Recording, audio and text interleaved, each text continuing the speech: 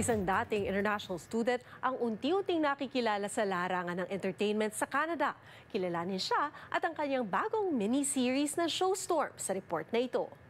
And if I stop even just for 1 second, I feel so guilty, like I have to be doing more. Sa Vancouver, bida at direktor sa multimedia project na Showstorm ang Pilipinong si Gisela Marie Mejares na mas kilala bilang Etchos.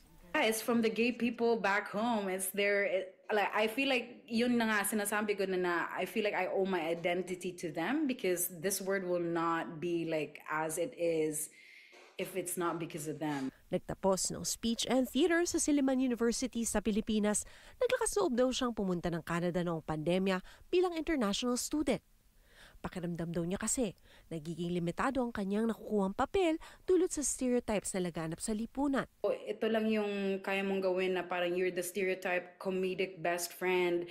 And like, there's a lot of fat phobia then. Like, a lot of people in the industry will tell me, oh, you have to lose weight.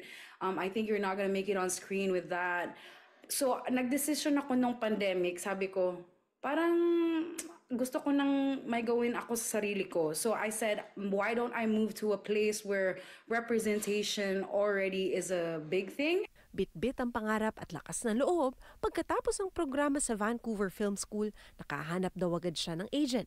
Gayunpaman, hindi raw naging madali ang landas para maabot ang kanyang pangarap, lalo't naharap din sa ilang pagsubok ang industriyang pinasok. Gaya na lamang ng writer's strike sa Amerika at kamakailan ang pagpataw ng entertainment tariff ni US President Donald Trump.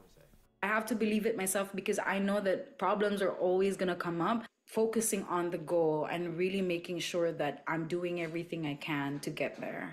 And be patient with myself as well because there are good days and bad days. Kaya naman, naisipan daw niyang gumawa ng sariling proyekto, ang TV mini-series na Showstorm, kung saan bukod sa pag-arte, ipinakita rin ni Etchos ang talento sa pagkanta. It centers around themes of grief, self-identity, all of those together. 8 buwan daw niyang binuo ang Showstorm, kung saan tampok din ang kanyang musika. Bukod sa Showstorm, binalikan din daw niya ang kanyang hilig sa pagkanta at naghanap ng mga espasyo at komunidad na sumusuporta sa Black, Indigenous, and People of Color artists.